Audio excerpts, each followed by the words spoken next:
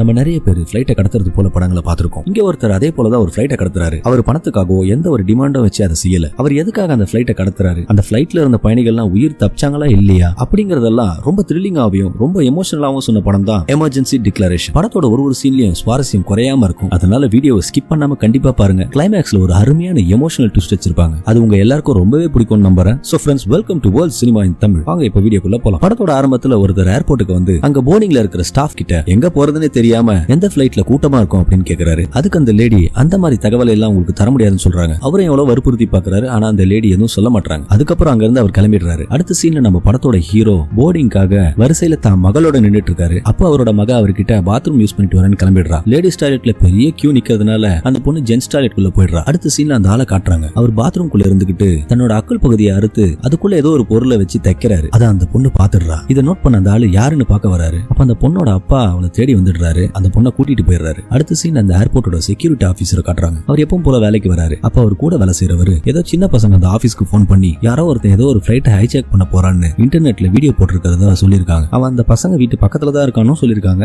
ஆனா இந்த விஷயத்தை யாரும் சீரியஸா எடுத்துக்கல. இந்த விஷயத்தை பத்தி அவர் ஸ்டாஃப் கிட்ட பேசிக்கிட்டு இருக்காரு. அப்ப அவங்க எல்லாருமே எவனாவது ஃபிளைட்டை ஹைஜாக் பண்றத போய் இன்டர்நெட்ல போடுவானான்னு சொல்லி சிரிச்சிட்டு இருக்காங்க. ஆனா அந்த ஆபீசருக்கு ஏதோ தப்பா தோணிக்கிட்டே இருக்கு. நான் அந்த பசங்க இருக்கிற இடத்துக்கு போறேன்னு சொல்லி தான் அசிஸ்டன்டோட கிளம்புறாரு. மறுபடியும் ஏர்போர்ட்டை காட்டுறாங்க. அங்க அந்த ஆளு ஹீரோ கிட்ட வந்து சம்பந்தமே இல்லாத கேள்வி எல்லாம் கேட்டுட்டு இருக்காரு. அதுக்கு ஹீரோ கொஞ்சம் கடுப்பு வராரு. அங்க இருந்து ஹீரோ கிளம்பும் போது அவரோட பொண்ணு அவர் காதல ஏதோ சொல்றாங்க. இதை கவனிச்ச அந்த ஆளு என்ன பத்தி என்ன சொன்னான்னு சொல்லி சண்டை போட்டுட்டு இருக்காரு. அப்ப அந்த ஆளு இந்த ரெண்டு பேரும் ஹவாய்க்கு போறாங்கன்றது தெரிஞ்சுக்கிறாரு. அடுத்த சீன்ல அந்த ஆபீசர் அந்த குழந்தைங்க கிட்ட அந்த ஆளை பத்தி கேட்டுக்கிட்டு இருக்காரு. அப்ப அந்த பசங்க அந்த ஆளு இருந்த வீட்டோட இடத்த சொல்றாங்க. அவரும் அவன் இருந்த ரூமை கண்டுபிடிச்சு உள்ள போறாரு. ஏர்போர்ட்ல அந்த ஆளு தான் பொருள் எல்லாம் போர்டிங்ல போட்டுட்டு உள்ள போறாரு. அப்ப அவர் கையில இருக்கிற ஒரு பொருளை பார்த்து என்னன்னு கேக்குறாங்க. அதை அவரு இன்னலர்னு சொல்லி எடுத்துட்டு போயிடுறாரு. ஹவாய்க்கு போற ஃபிளைட்டை பைலட்ஸ் ரெடி பண்ணிட்டு இருக்காங்க. அந்த ஃபிளைட்ல 121 பயணிகள் பயணிக்கிறாங்க. எல்லாரும் ஏறினதுக்கு அப்புறமா அந்த ஃபிளைட்டை மூடி கிளம்ப ஆரம்பிக்கிறாங்க. ஒருத்தர் அந்த ஃபிளைட்ல இருக்கிறவங்க எல்லாம் காட்டுறாங்க. அந்த ஃபிளைட்டும் ஹவாய்க்கு கிளம்புது. அந்த செக்யூரிட்டி ஆபீசர் அந்த ரூம்ல ஒரு டெட் பாடி இருக்கிறத கண்டுபிடிக்கிறாரு. உடனே அந்த ரூமுக்கு போலீஸ் அண்ட் இன்வெஸ்டிகேஷன் டீம் எல்லாரும் வந்துடுறாங்க. அங்க இருந்த பாடி யாருதுன்னு அவங்களால கண்டுபிடிக்க முடியல. அந்த இறந்தவனை கொலை பண்ணதுக்கான எந்த அறிகுறியும் அவங்களுக்கு தெரியல. இந்த ஆள் ரத்தம் வாந்தி எடுத்து செத்துருக்கான். ஒருவேளை விஷத்தினால கூட இருக்கலாம் அப்படின்னு சொல்றாங்க. இதை கேட்ட அந்த ஆபீசர் கொஞ்சம் ஷாக் ஆகுறாரு. அப்ப அவனோட ரூம்ல நிறைய கேசட்டுகளை கண்டுபிடிக்கிறாங்க.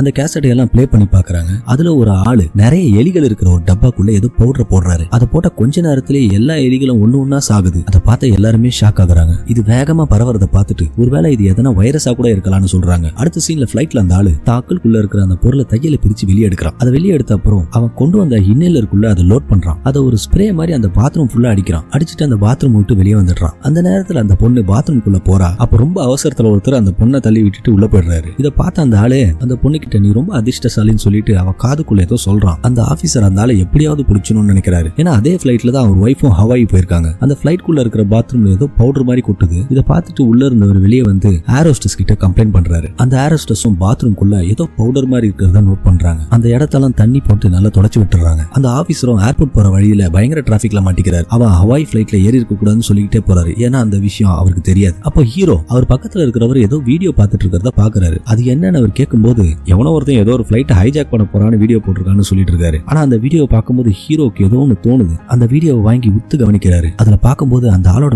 முகம் இவருக்கு நல்ல அடையாளம் தெரியுது. உடனே இந்த விஷயத்த ஃபிளைட்ல இருக்கிற ஏரோஸ்டஸ் எல்லார்கிட்டயும் அவர் சொல்றாரு. ஆனா அவங்க எல்லாருமே ஒரு தயக்கத்தோட தான் அவரை பாக்குறாங்க. அப்போ அவரு அந்த ஆளோட அக்கல்ல எதையோ வச்சு கடத்தி எடுத்துட்டு வந்திருக்கான். அது என்னவா வேணா இருக்கலாம் அப்படின்னு சொல்றாரு. அதுவும் இல்லாம அவன் என் பொண்ணு கிட்ட என்ன சொன்னான்னு உங்களுக்கு தெரியுமா, அவளே கேளுங்கன்னு சொல்லும்போது அந்த பொண்ணு அவங்க எல்லார்கிட்டயும் அந்த ஃபிளைட்ல இருந்த எல்லாரையும் நான் கொல்ல போறேன்னு சொன்னான்னு சொல்றா. இதை கேட்ட அந்த ஏரோஸ்டஸ் அந்த ஆளு கிட்ட அவனோட ஐடியா கேட்கறாங்க. அதுக்கு அந்த ஆளு ஐடி கார்டு ஒன்று கொடுத்துட்டு தான் ஒரு சயின்டிஸ்ட் ஹவாய்க்கு ஒரு கான்ஃபரன்ஸ் மீட்டிங் அட்டெண்ட் பண்றதுக்காக போயிட்டு இருக்கான்னு சொல்லியிருக்கான். இதை கேட்ட எல்லாருக்குமே என்ன செய்யறதுன்னு புரியல. அந்த செக்யூரிட்டி ஆபீசர் அந்த ஆள் எந்த ஃபிளைட்ல போயிருக்கான்றதை செக் பண்றாரு. அப்ப அவர் பயந்தது போலவே அந்த ஆளும் ஹவாய் ஃபிளைட் தான் போயிருக்கான். இதை கேட்ட அவர் உடனே அந்த ஃபிளைட் கண்ட்ரோல்ல அந்த ஃபிளைட்டை எப்படியாவது திருப்பி கொண்டு வரணும்னு கேட்கறாரு. ஆனா அவங்க யாருக்குமே எதுவுமே புரியல. அப்ப அவங்க கிட்ட ஒரு பார்த்த விஷயம் எல்லாத்தையும் சொல்றாரு. அந்த வைரஸோட வீரியத்தை பத்தியும் சொல்றாரு. அந்த பாத்ரூம்குள்ள போன முதல் ஆளுக்கு உடம்பு ரொம்ப சரியில்லாம போயிடுது. அவருக்கு மூக்குல ரத்தம் வர ஆரம்பிக்குது. கொஞ்ச நேரத்துல அவர் கண்ணுலயும் ரத்தம் வருது. இதை பார்த்து அவரு அலறி அடிச்சுக்கிட்டு வெளியே போறாரு. அவரை பார்த்த உடனே உள்ள இருந்த எல்லாரும் கத்தி கதறாங்க. அவர் யாராவது டாக்டர் இருக்குங்களான்னு கத்திக்கிட்டே இருக்காரு. அப்ப திடீர்னு ரத்த வாந்தி எடுத்து அங்கேயே கீழே விழுறாரு. அப்ப பயணிகள்ல இருந்த ஒரு டாக்டர் அவரை செக் பண்ணிட்டு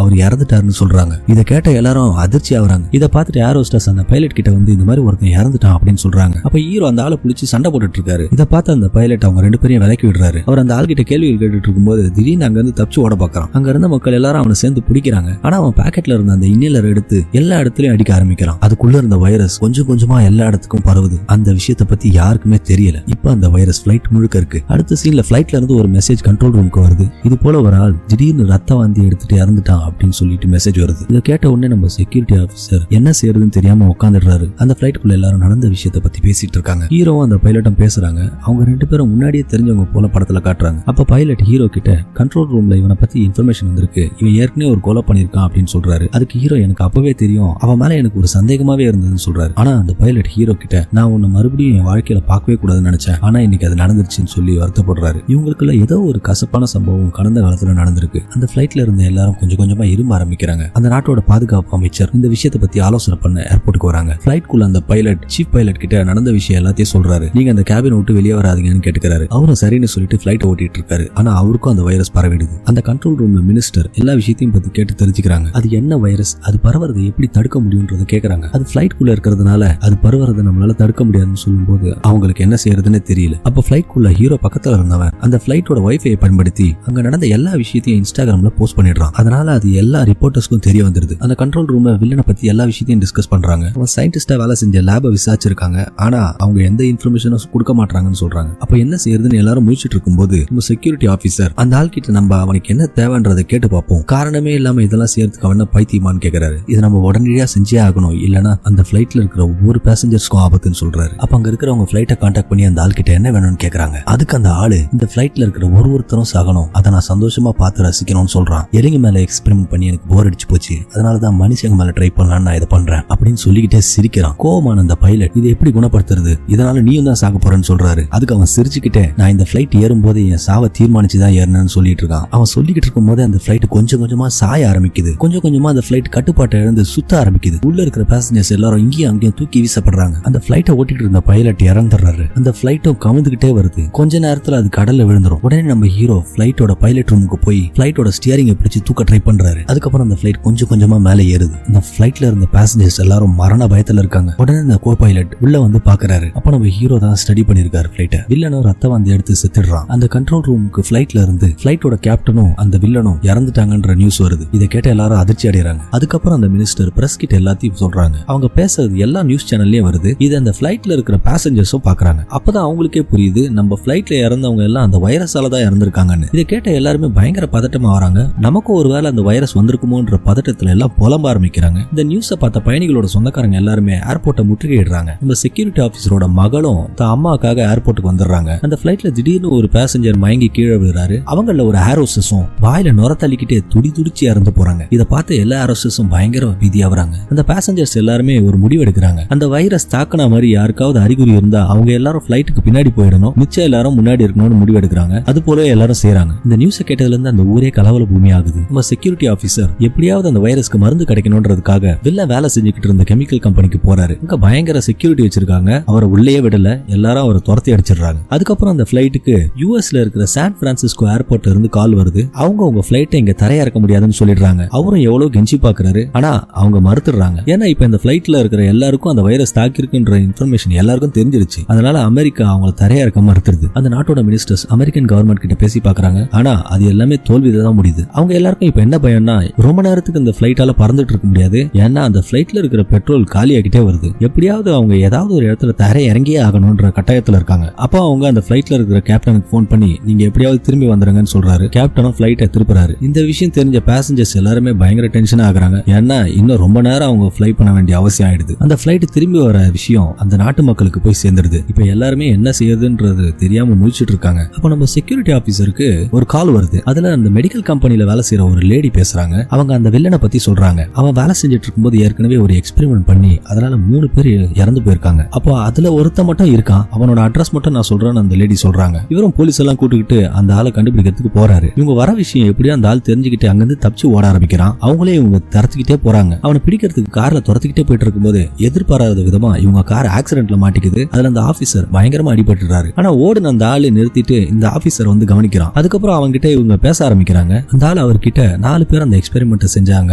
அந்த நேரத்துல அவன் வேணும்னே அந்த வைரஸ் எக்ஸ்போஸ் பண்ணி அந்த 3 பேரையும் கொன்னுட்டான். இந்த விஷயத்தை அந்த கம்பெனியும் மூடி மறைச்சிருச்சு. ஆனா அவனை வேலையை விட்டு தூக்கிட்டாங்க. அதுக்கப்புறம் அவன் எனக்கு போன் பண்ணி நான் எப்படியாவது அந்த வேலையில சேரணும், எனக்கு அந்த வைரஸ்ல ஒரு சாம்பிள் மட்டும் அனுப்பிச்சுவேன்னு சொன்னான். நானும் முட்டாள்தனமா அவனுக்கு அனுப்பிச்சிட்டேன்னு சொல்லி அழுகுறான். ஆனா அந்த எக்ஸ்பெரிமெண்ட்ல ஒருத்தர் மட்டும் சாகலன்றத சொல்றான். உடனே நம்ம செக்யூரிட்டி ஆபீசர் அவங்கள பார்க்க கிளம்புறாரு. அடுத்த சீன்ல அந்த ஃபிளைட்ல பைலட் கண்ட்ரோல் ரூமுக்கு போன் பண்ணி எனக்கு உடம்பு சரியில்லைன்னு நினைக்கிறேன், என்னால எவ்வளவு நேரம் இந்த ஃபிளைட்டை ஓட்ட முடியும்னு தெரியல, வர வழியில எங்கேயாவது தரையிறக்க முடியுமான்னு கேட்கிறாரு. அதை கேட்டு அந்த கண்ட்ரோல் ரூம்ல இருக்கிறவங்க எல்லாம் அதிர்ச்சி ஆகுறாங்க. அப்பதான் அந்த ஃபிளைட்ல இருந்த பேசஞ்சர்ல அந்த நம்ம ஹீரோ ஒரு பெரிய பைலட்ன்றத கண்டுபிடிக்கிறாங்க. நம்ம ஹீரோ அந்த ஏரோஸ்டஸ் கிட்ட அவர் ஃபிளைட்ல என்ன நடந்ததுன்றத சொல்றாரு. அவர் ஓட்டிட்டு வந்த ஃபிளைட் தரையிறங்கும் போது எதிர்பாராத விதமா தீ பிடிச்சிருக்கு. இதனால அவர் அந்த கண்ட்ரோல் ரூமோட இன்ஃபர்மேஷனையும் மீறி அந்த ஃபிளைட்டை இறக்க முயற்சி பண்ணிருக்காரு. ஆனா அந்த ஃபிளைட்ல இருந்த பேசஞ்சர்ஸ் யாரும் சாகல. அவங்களுக்கு உதவி செஞ்சுட்டு இருந்த 2 ஃபிளைட் அட்டெண்டன்ஸ் அந்த விபத்துல இறந்திருக்காங்க. அந்த 2 பேர்ல ஒருத்தங்க தான் இந்த ஃபிளைட் கேப்டனோட மனைவி. இந்த விஷயத்தாலதான் இவங்க 2 பேருக்கும் ஒருத்தர் தெரிஞ்சிருக்கு. அவர் மனைவி இறந்தது காரணம் நம்ம ஹீரோ தான் அவர் நினைச்சிட்டு இருக்காரு. நம்ம ஹீரோவுக்கும் அந்த குற்ற உணர்ச்சி மனசுக்குள்ள இருந்துகிட்டே இருக்கு. நம்ம செக்யூரிட்டி ஆபீசர் அந்த விபத்துல பொழைச்சவங்கள போய் ஹாஸ்பிட்டல்ல பாக்குறாரு. அவங்க கிட்ட இருந்து அந்த வைரஸ்க்கு கண்டிப்பா ஒரு ஆன்டி வைரஸ் இருக்குன்றத தெரிஞ்சுக்கிறாரு. இந்த விஷயம் அந்த ஏர்போர்ட் கண்ட்ரோல் ரூம்ல இருக்கிறவங்களுக்கு தெரியுது. அவங்க எப்படியாவது அந்த மருந்து கம்பெனியை ரைட் பண்ணணும்னு முடிவெடுக்கிறாங்க. அந்த மினிஸ்டர் அந்த கம்பெனிக்கு போறாங்க.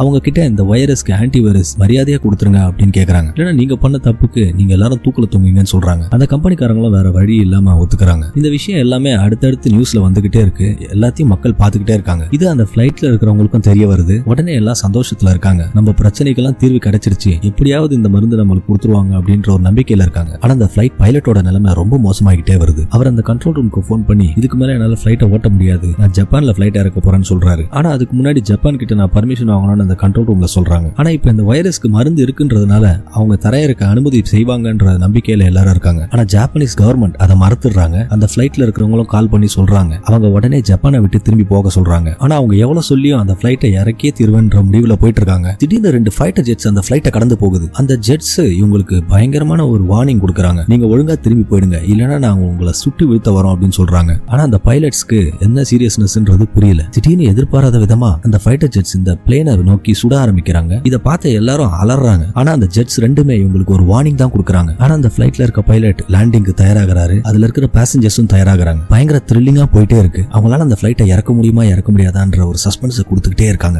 2 பிளேனும் வேகமா ஒண்ணுக்கு ஒண்ணு நோக்கிட்டு மோதிரா மாதிரியே வந்துட்டு இருக்கு. இத பார்த்து எல்லாரும் பயங்கர பீதியில பாத்துக்கிட்டே இருக்காங்க. கொஞ்சம் கொஞ்சமா 2 நெருங்கி வருது. ஒரு கட்டத்துல 2 பேரும் மோதிட்டாங்கன்னு நினைக்கிறாங்க. ஆனா கடைசி நேரத்துல அந்த பைலட் அந்த பிளேனை தூக்கிடுறாரு. அவங்களால அங்க தரையிறங்க முடியல. வேற வழி இல்லாம திரும்ப போக ஆரம்பிக்கிறாங்க. அடுத்த கொடுமை என்னன்னா அந்த நாட்டோட கவர்மெண்ட் அந்த ஃபிளைட்டை இறக்கிறதுக்கு மறுக்கிறாங்க. அந்த ஃபிளைட்டை மறுபடியும் நம்ம இறக்கணும்னா இங்க இருக்கிற மக்களுக்கு எல்லாருக்கும் பாதிப்பாகும், அந்த வைரஸால இங்க நிறைய பேர் பாதிக்கப்பட்டு இறப்பாங்க அப்படின்னு சொல்றாங்க. அந்த மினிஸ்டரும் எவ்வளவு முயற்சி பண்ணி பாக்குறாங்க. ஆனா அந்த கவர்மெண்ட் அதை ஏத்துக்கவே மாட்டேங்குது. அந்த ஃபிளைட்ல வெறும் 121 பேர் தான் இருக்காங்க. ஆனா அவங்க இங்க இறங்கினாங்கன்னா நம்ம நாட்டோட மொத்த மக்களுக்கும் பாதிப்பாகும் சொல்லிட்டு இருக்காங்க. இப்ப சொந்த நாட்டோட கவர்மெண்ட்டும் அவங்களை கைவிட்டுடுச்சு. இதை கேட்ட நம்ம செக்யூரிட்டி ஆபீசர் அப்செட் ஆகி கிளம்பிடுறாரு. அந்த நாட்டோட பிரசிடென்ட் எந்த முடிவும் எடுக்காம மௌனமா இருக்காரு. அந்த செக்யூரிட்டி ஆபீசர் அந்த லேபுக்குள்ள போய் அந்த வைரஸ் எடுத்து உடம்புல இன்ஜெக்ட் பண்ணிக்கிறாரு. அந்த ஆன்டி வைரஸ் வச்சு அவர் உயிரை காப்பாத்தினா நம்ம மக்களை காப்பாத்துறதுக்கு ஒரு வழி இருக்குன்னு சொல்லிக்கிட்டே அதை செஞ்சிடுறாரு. அந்த நாட்டு மக்களும் அந்த ஃபிளைட்டுக்கு எதிராக போராட ஆரம்பிக்கிறாங்க. அந்த ஃபிளைட்டை இங்க தரையிறக்க கூடாதுன்னு சொல்லிட்டு ரோட்ல எல்லாரும் ஆர்ப்பாட்டம் பண்றாங்க. இந்த விஷயம் அந்த ஃபிளைட்ல இருக்கிற எல்லாருக்கும் தெரிய வருது. அவங்க எல்லாரும் பயங்கர ஏமாற்றமாகறாங்க. இப்படி சொந்த நாட்டு மக்களே நம்மள வெறுக்க ஆரம்பிச்சிட்டாங்களேன்ற ஏக்கத்துல இருக்காங்க. அப்ப அந்த பேசஞ்சர்ஸ் எல்லாம் ரொம்ப வருத்தப்பட்டு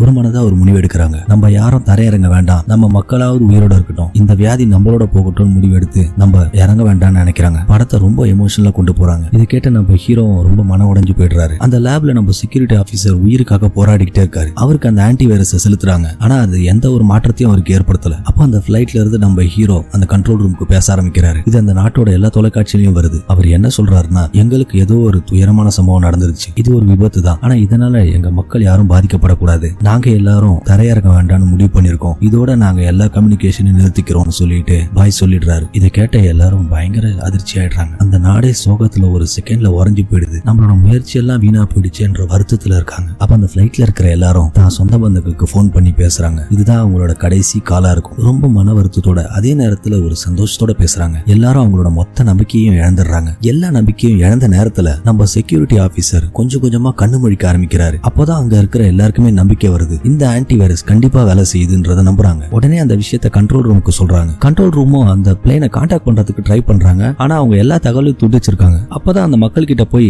நீங்க எப்படியாவது உங்க சொந்தக்காரங்க கிட்ட போன் பண்ணி சொல்லுங்க அப்படின்னு சொல்றாங்க. அவங்களும் எல்லாரும் சந்தோஷமா அந்த பிளைட்ல இருக்கிறவங்க போன் பண்ணி சொல்றாங்க. அந்த பிளைட்ல இதை கேட்ட உடனே எல்லாரும் சந்தோஷப்படுறாங்க. ஹீரோவும் பயங்கர சந்தோஷத்தோட அந்த பிளைட்டை தரையிறக்க ஆரம்பிக்கிறாரு. ஆனா அந்த பிளைட் பயங்கர வேகமா போயிட்டு இருக்கிறதுனால அந்த இடத்துல தரையிறக்கிறது ரொம்ப கஷ்டமா இருக்கு. அவர் என்ன செய்யறதுன்னு தெரியாம மறுபடியும் இன்னொரு வட்டம் அடிச்சு சுத்தி வராரு. ஆனா 2வது முறையும் அவரோட பிளைட்டோட வேகம் குறையவே இல்லை. அவரும் எவ்வளவு முயற்சி பண்ணி பாக்குறாரு, ஆனா அந்த பிளைட்டோட வேகம் குறையாததுனால 2வது முறையும் அவரால் தரையிறக்க முடியல. மறுபடியும் வட்டம் அடிச்சுக்கிட்டே அங்க வராரு. அப்ப அவர் இன்ஜின் எல்லாம் ஆஃப் பண்ணிட்டு வெறும் காத்தாடி மாதிரி பறந்து வராரு. அந்த ரன்வேக்கு கிட்ட வந்த உடனே அவர் இன்ஜின் ஆன் பண்றாரு. பயங்கர வேகத்தோட அந்த பிளைட் தரையிறங்குது. ஆனா அது கண்ட்ரோல் இல்லாம தேய்ச்சிக்கிட்டே போகுது. அந்த பிளைட்டை சுத்தி புகை மேகமூட்ட மாதிரி சூழுது. உள்ள இருக்கிற எல்லாருமே அலறி கத்த ஆரம்பிக்கிறாங்க. எல்லாரும் அந்த பிளைட் எப்படியாவது நிக்கணும்னு எதிர்பார்த்துட்டே இருக்காங்க. பயங்கர த்ரில்லிங்கா எடுத்துட்டு போயிட்டே இருக்காங்க. அந்த பிளைட் ரன்வேல போயிட்டு இருக்கிறத காட்டிக்கிட்டே இருக்காங்க. திடீர்னு கட் பண்ணி அடுத்த சீன்ல ஹீரோவும் அவங்க பொண்ணும் ஒரு இடத்துக்கு நடந்து வந்துட்டு இருக்காங்க. அங்க ஒரு சின்ன பார்ட்டி மாதிரி நடக்குது. அங்க அந்த பிளைட்ல உயிர் பழிச்சவங்க எல்லாருமே இருக்காங்க. நம்ம ஹீரோ அவங்க எல்லாரும் ஒருத்தரா பாத்துக்கிட்டே வராரு. கடைசியா நம்ம செக்யூரிட்டி ஆபீசரை பாக்குறாரு. ஆனா அவர் அந்த வைரஸால ரொம்ப பாதிக்கப்பட்டிருக்காரு. அவரால் எதுவும் பேச முடியல,